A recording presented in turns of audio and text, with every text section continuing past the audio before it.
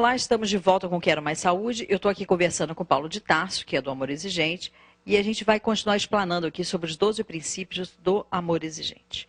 Segundo princípio. Segundo princípio. O primeiro princípio nós falamos, né? O problema da família tem raízes culturais. O segundo princípio diz assim: os pais também são gente. Ótimo princípio. É bom se lembrar que você é gente. Pois é, quando me disseram isso, eu fiquei espantado. Por quê? Porque quando você tem problemas com o filho está dando problema para você, você acha que gente é ele, que precisa ser ajudado, que precisa de socorro, enfim, você errou em alguma coisa. Então, você tem que, vamos dizer, procurar resolver essa situação. É claro que todo pai quer ajudar o filho, toda mãe quer ajudar o filho. Agora, daí a ser responsável, né? E por causa disso você, enfim, fica assim martirizado. O princípio quer dizer o seguinte: os pais são pessoas comuns. Os pais não se tornaram perfeitos porque se tornaram pais. Os pais são pessoas que erram. Os pais não sabem tudo, não. Não, e não são super-heróis. Não são super-heróis. E na hora que aparece um problemão, eles querem botar uma capa de Homem-Aranha ou de Superman. Exatamente. E achar que podem ir à frente sozinhos das coisas. Exato. Então, veja bem, os pais, claro, todo seu filho está com um problema, o pai, ele vai procurar resolver, a mãe vai procurar resolver, vai providenciar, seja um médico, um psicólogo, qualquer coisa. Agora, não quer dizer que ele possa fazer tudo, porque ele é uma pessoa que tem condições de resolver tudo. O dinheiro dele pode pagar tudo, a saúde dele ele pode resistir tudo, pode ficar acordado de madrugada, pode ir para lá e para cá. Não é bem assim. Os pais são gente, quer dizer, são pessoas comuns, são pessoas que falham também, são pessoas que têm as suas próprias necessidades. E os filhos têm que saber disso, têm que perceber isso, né? Às vezes nós vemos pais, vamos dizer, se dedicando integralmente aos filhos, né? O que, vamos dizer, todo pai quer, vamos dizer, ajudar o filho, pai e mãe quer ajudar o filho, seja financeiramente, seja no estudo, todo pai quer ver o filho formado, trabalhando, etc, etc. Agora, nesse particular, antes de tudo, o filho tem que querer, antes de tudo.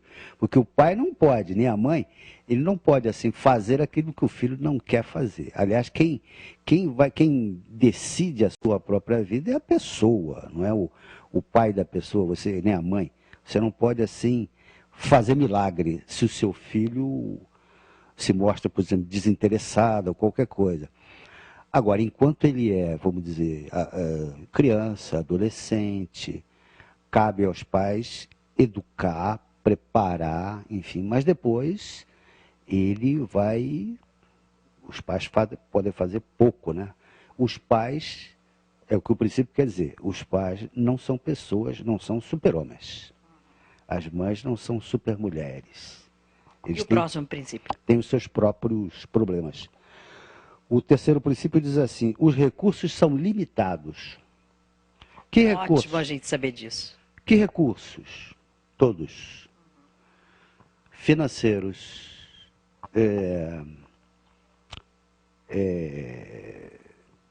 de saúde, né? Emocionais, né? Emocionais. Ah, o meu filho está usando droga. Aí você cai completamente e deixa tudo de lado porque você está completamente arrasada. Isso acontece com muita gente. Agora, não é esse o caminho, não. Você tem que se recompor, ele tem que fazer o tratamento dele, você tem que fazer o seu, né? Buscar o seu tratamento, e você tem que se portar, exigir tratamento dele, fazer o seu também, e, enfim, se cuidar, porque você é gente, você é uma pessoa, né? Você tem problemas, os seus próprios problemas, e os nossos recursos, sejam eles quais forem, financeiros, saúde, tempo, tudo nosso é limitado. Você não pode ficar acordado até 3 horas da manhã esperando seu filho chegar, porque no dia seguinte você tem que trabalhar. Ou não é? É. Ah, não, mas eu tenho que esperar meu filho para ver ele chegar. Eu gosto de ver ele chegar. Eu também gosto de ver meu filho chegar. Agora, ele tem que ser informado que no dia seguinte eu trabalho né, não posso ficar à disposição E ele tem que chegar numa hora adequada que você possa esperar por ele, que seja uma hora Exatamente. normal para quem tem responsabilidade. E eu não acredito que o meu filho chegando essa hora também, né, uma coisa lógica, né? Não acredito que o meu filho chegando toda hora, vamos dizer, quase o dia clareando, que ele vai ter disposição de no dia seguinte, né, fazer coisas sérias, né, trabalhar, estudar. Então tem essas coisas também, né? Então tem hora para tudo. Próximo princípio. Próximo princípio. É o quarto? Pais e filhos, o quarto. Pais e filhos não são iguais. Muito bom saber disso. A gente sempre fica dizendo, é igualzinho a mim, puxou a mãe, puxou o pai, não é? Exatamente. Pais e filhos não são iguais. Quer dizer o seguinte, pai é pai, filho é filho. Mãe é mãe, filho é filho. Ou seja, os pais, eles têm as suas atribuições. Os filhos têm as atribuições deles. Aí você diz assim, não, mas eu quero ser o melhor amigo do meu filho. Olha, pode ser que você seja, né? Mas resta saber o seguinte, será que você vai conseguir isso? Porque, sabe o que é? Para o nosso melhor amigo, os nossos filhos contam, quer dizer, nós contamos certas coisas que não contamos para o nosso pai. Por exemplo, eu era assim, quando era criança, era assim. Meu pai e minha mãe queriam ser os meus melhores amigos. Agora, certas coisas eu não podia contar para eles, não. Por quê? Porque não ia dar certo. Eles não iam entender, a função deles não é essa, né? Exatamente. De ser amigo. Eu costumo dizer que quando você vira muito amigo do seu filho, ele vira um menino órfão. Porque amigos ele tem um monte lá na rua. Ele precisa Exatamente. de um pai e uma mãe. Uma lei do pai e a lei da mãe. E não essa questão de ser amiguinho, que você vai estar se misturando com os amiguinhos lá de fora. E ele precisa, na verdade, desse apoio, né, familiar. Esse pai e essa mãe dentro de casa. Costuma-se dizer assim, os pais precisam ser pais, para que os filhos possam ser filhos. Se os filhos não tiverem pai, o que é que eles vão fazer? Filhos precisam de pais. Ou seja, quem é que vai dar orientação, educação? É o amigo? Não. Amigo, a gente faz festa, vai a baile, joga futebol. Agora, pai, mãe, eles fazem isso e educam. É verdade. Quinto princípio. Quinto princípio. Culpa. É a primeira coisa que aparece no chavão da descoberta do problema. Veja bem. Digamos que o meu filho esteja usando droga. É perfeitamente natural, digamos assim, né? Que eu me sinta culpado. Por quê? Eu não vigiei o suficiente. Eu facilitei alguma coisa. Eu fiz alguma bobagem. Eu não sei, eu devia dar mais tempo para ele. Enfim, trabalhei muito, não dei atenção, não estava trabalhei atenta. muito, briguei muito com a minha mulher, ele viu essas coisas todas. É claro, tudo isso que você fez talvez pudesse ser evitado. Agora, vamos falar assim francamente. O seu filho, ele sabe o que faz. Se ele usou droga, é porque ele quis usar droga, e ele precisa ser responsabilidade por isso, ou responsabilidade é sua? Não, você pode não ter sido um bom pai, você pode não ter sido uma boa mãe. Agora, o seu filho sabe que usar droga é uma coisa má, perniciosa, etc, etc. Ele não pode nunca dizer, eu uso droga por sua causa. É por sua causa que eu estou usando droga. Não. Primeiro, ele usou droga porque quis usar. Quer dizer, quantos filhos tem problemas terríveis em casa com os pais e não usam droga. Não usam droga, são pessoas que, ou bem ou mal, conseguem se firmar e tal, estudar. Pode ser até com uma certa dificuldade. Agora, a princípio, o usuário de droga usa droga porque ele quer. Ninguém é culpado. Isso é a primeira coisa que a gente tem que saber, né? Exatamente. Sexto princípio. Os pais se culpam, né? Quando você se culpa, ainda falando sobre esse princípio, quando você se culpa do seu filho usar droga, ele tem muita chance de continuar usando. Tranquilamente. Preste atenção nisso. Quanto mais você se culpa, mais ele continua fazendo o que ele estava fazendo. Até porque, vamos dizer, usar droga não é saída para problema de ninguém. Se ele, por exemplo, usa droga, é por quê? Porque ele tem problemas em casa? Tenha paciência. Não é. Não dá. Não é mesmo. Gostei desse da culpa.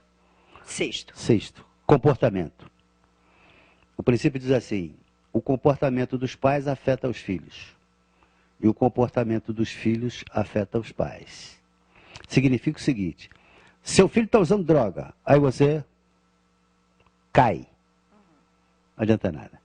Quando você cai, você está pensando que teu filho vai olhar para você e vai dizer assim: coitado do meu pai. Estou fazendo meu pai sofrer. Estou fazendo meu pai sofrer.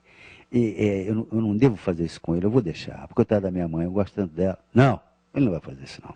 Não é que ele seja mau. Ele usa droga porque ele quer usar droga, ele sabe que é mal, mas ele usa, a curriola dele usa. Porque ele gosta, né? Exatamente. Vamos dizer, digamos, a droga é boa. O camarada usa, viaja, sai e tal, aquela coisa toda.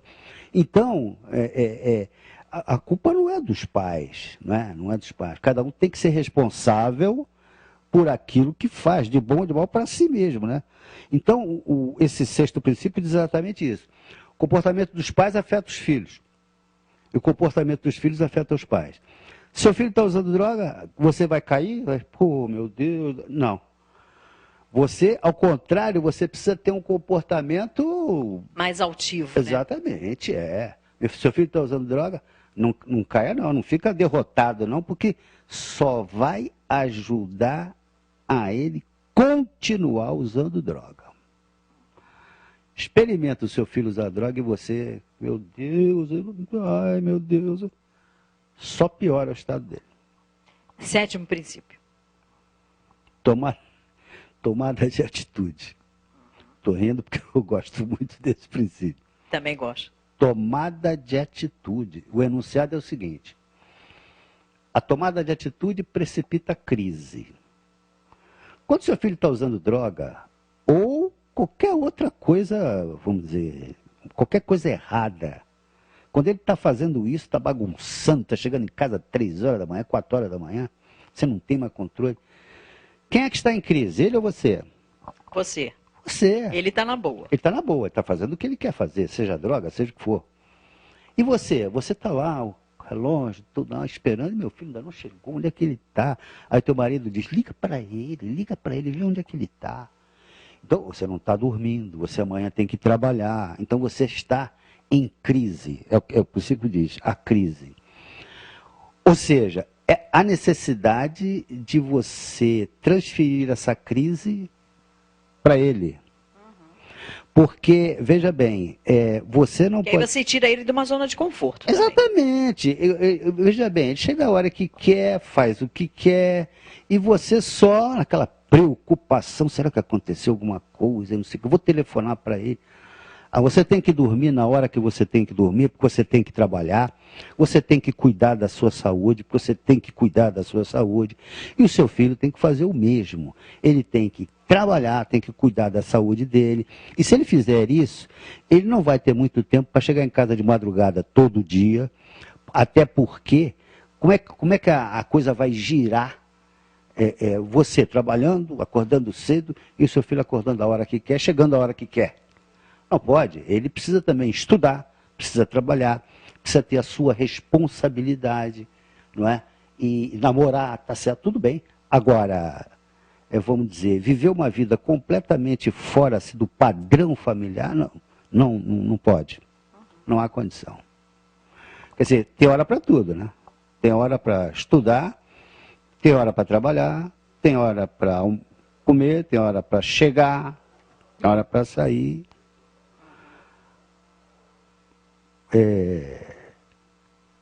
Ou então, vamos dizer, se a pessoa quando quer liberdade total para fazer o que quiser, não pode morar com outra pessoa que tem regra. Não pode. Então, não, muito menos com o pai e a mãe. Exatamente. E qual a gente vai? O oitavo? Nono. Nono princípio.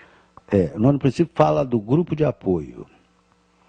O grupo de apoio é quando pessoas se reúnem, no caso o amor exigente, para discutir os seus problemas com base nos princípios do amor exigente. Ou seja, eu falo, se eu estou numa reunião de amor exigente, eu falo do meu problema, ouço as pessoas falarem dos problemas delas e depois eu e elas fazemos metas para a semana, até a próxima reunião, metas para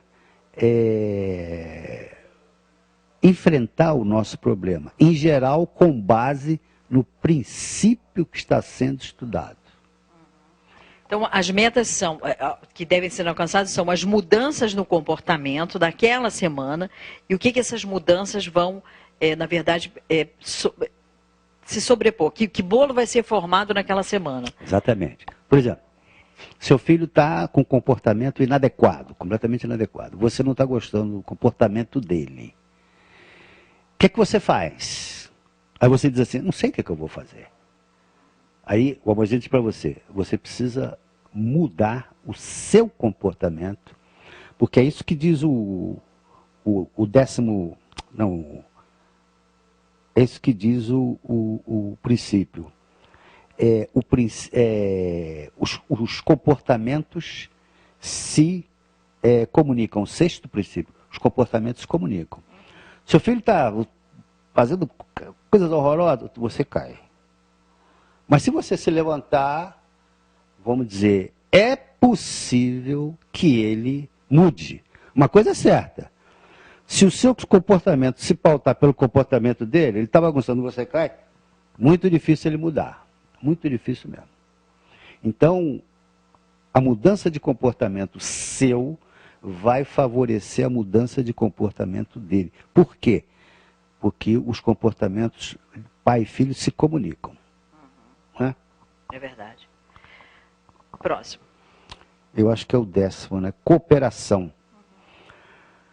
É muito mais fácil trabalhar problemas familiares com cooperação de um grupo, né? Do que sozinho. Então, é preciso ter cooperação.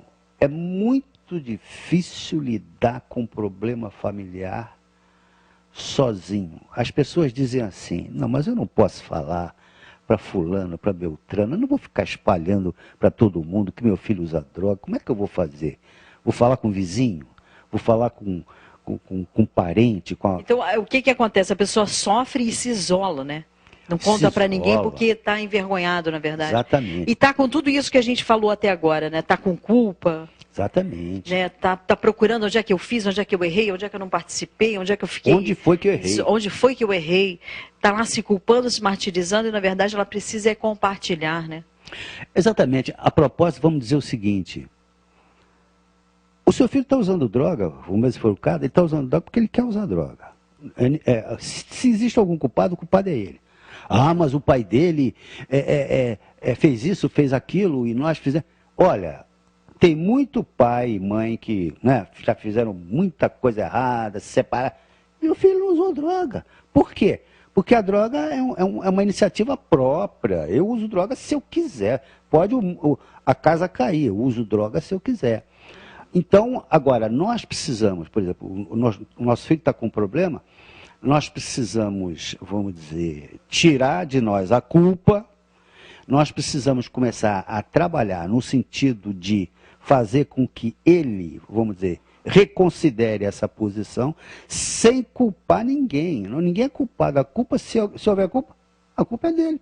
É a escolha dele. Vamos dizer assim, droga é uma escolha pessoal. Agora, claro, em certos casos, existem, vamos dizer, condições para a pessoa usar droga. Por exemplo, a família, em certas famílias completamente desestruturadas, abandonadas, enfim, com influência externa, no sentido de coisas más, isso pode favorecer, claro, né?